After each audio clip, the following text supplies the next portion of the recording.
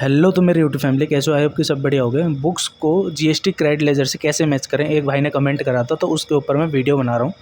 ये simple video है, कोई प्रैक्टिकल जीएसटी के पोर्टल में जाके वैसे से नहीं समझा रहा। टैली में सिंपल वीडियो है, मैं आप लोगों को कैलकुलेट करके बताता हूँ। एक समरी, एक टैली होती है, जीएसटीआर 2 भी होती है, ठीक है। ठीक है, ये बात तो आप लोगों को पता होगी। जीएसटीआर 2 में मान के चलो कि 5,000 की वैल्यू आ रही है और टैली में आ रहा है 10,000 की वैल्यू। ये IGST CGST HGST है, ठीक है। टोटल वैल्यू ले रहा हूँ इनपुट का। ये मार्च 24 की हम बात करते हैं, एग्जांपल समझना सही से, ठीक है। ये किसकी बात हो रही है?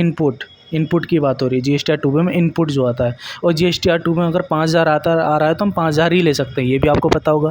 या तो आपके पास अगर बिल नहीं है तो आप नहीं लोगे, अगर 2 में भी आ रहा है, ये भी पता होगा, ठीक है। अब मान के चलो तुम्हारे पास टैली में 10,000 रुपये और 2 में कह रहा है कि तुम 5,000 ही ले सकते हो, ठीक है। तो कितना आपके पास फालतू टैली में पड़ा है? तो 10,000 में से 5,000 गए तो 5,000 रुपये आपका फालतू टैली में पड़ा है। मतलब सामने वाले बंदे ने रिटर्न फाइल नहीं करी 11 तारीख से पहले, इसलिए आपने क्लेम नहीं कर पाए। तो ये आप जो 5,000 रुपये है, ये आप क्या करोगे? कैरी फॉरवर्ड में दिखा दोगे। कैरी फॉरवर्ड इसकी टैली में किस प्रकार से एंट्री होगी मैं बनाऊँगा वीडियो, ठीक है। अभी एक तरह से समरी समझा रहा हूँ, इसको हम कैरी फॉरवर्ड कर देंगे टैली में, ठीक है। ये बात समझ में आ गई आपको, ठीक है। तो अगर मैं कैरी फॉरवर्ड अगर मैं माइनस कर दूंगा बुक्स में से तो मेरा 2B और टैली मैच हो गया। ये बात क्लियर होगी। अगर इसमें लेस करूं, अगर मैं एंट्री कर दूं कैरी फॉरवर्ड को लेस करने की, लेस कैरी फॉरवर्ड 5,000 रुपये, 5,000 रुपये अगर मैं लेस कर दूं तो 10,000 में से 5,000 गए 5,000, ठीक है। अब मेरे टैली में भी 5,000 आ गए और 2B में भी मेरे 5,000 आ गए, ठीक है। ये बात समझ में आ गई आपको। तो इसका मतलब ये है कि टैली और 2B मेरी मैच हो गई। और रिटर्न में जब मैं भरूंगा तो 5,000 ही मैं क्लेम करूंगा 3 में जो ITC में भरूंगा। आई होप ये समझ में आ गया होगा आपको, ठीक है। अब बात करते हैं हम। अब ऐसा भी हो सकता है कि भाई कुछ बिल जो हैं हमारे 2B में आ रहा है लेकिन मेरे पास बिल ही नहीं है, सामने वाले गलत रिटर्न भर दिया, 2,000 का उन्होंने गलत, अब मेरे पास बिल ही नहीं, मैं इनपुट क्लेम नहीं करूँगा चाहे 2B में आ रहा है, तो मैं उसे रिवर्स में दिखाऊंगा। किसमें? रिवर्स में दिखाऊंगा, ठीक है। एक रिवर्सल का ऑप्शन आता है, 5,000 में से 2,000 में लेस, तो मैं 3,000 ही क्लेम करूँगा और 2,000 रुपये मेरे टैली में ही नहीं है, तो कुछ अंतर ही नहीं हुआ, टैली में मैं कुछ नहीं करूँगा।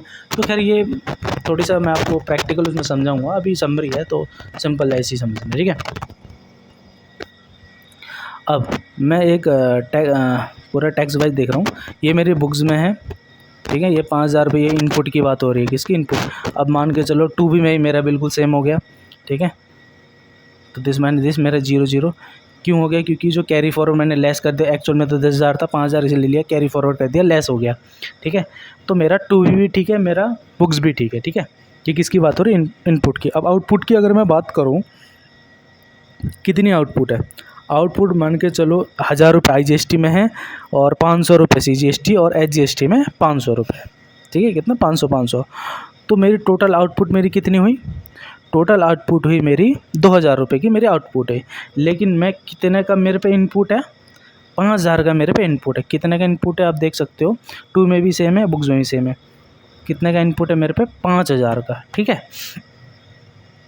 तो यहाँ पे 3B, जब GSTR 3B भरते हो तो ऑल अदर ITC में कितना क्लेम कर पाऊँगा मैं? 5,000 रुपये क्लेम कर पाऊँगा।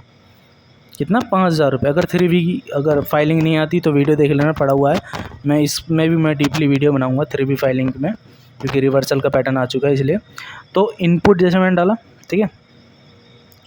तो IGST गया, CGST HGST में 1,500 रुपये बच गए।